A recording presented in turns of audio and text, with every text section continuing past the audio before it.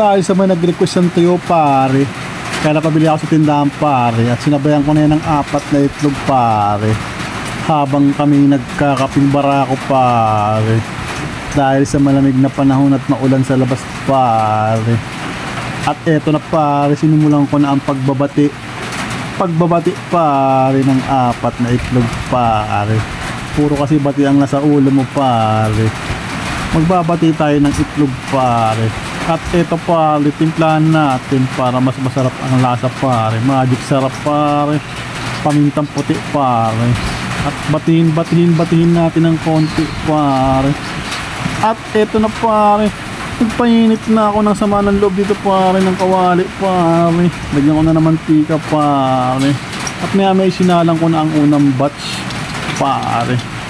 Scramble egg nga pala pare ang ating tema ngayong umaga pare.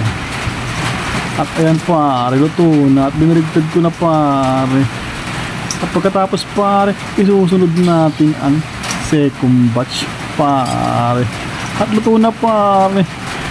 At maglagay ulit tayo ng another mantika pare, para sa ating mga tuyo pare.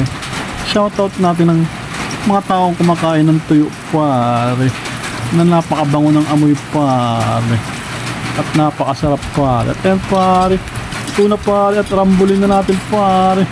Nirambol ko na pare, at hanguin na natin to pare.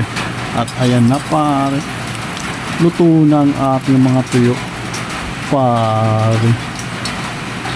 Ayaw pa makuha yung dalawa pare.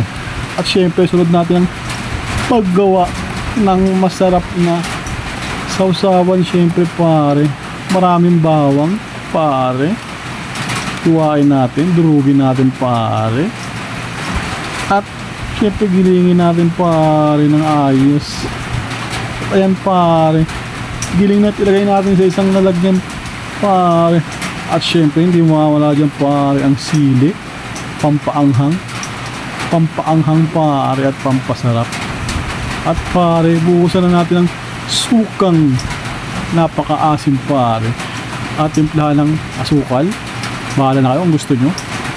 Asin pare, syempre paminta pare.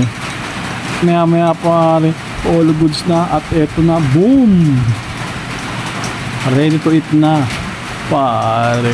Ayan pare, tuyo with egg, scrambled egg, and sukang may bawang na may sili pare, para sa maulang panahon pare. Kain na pare.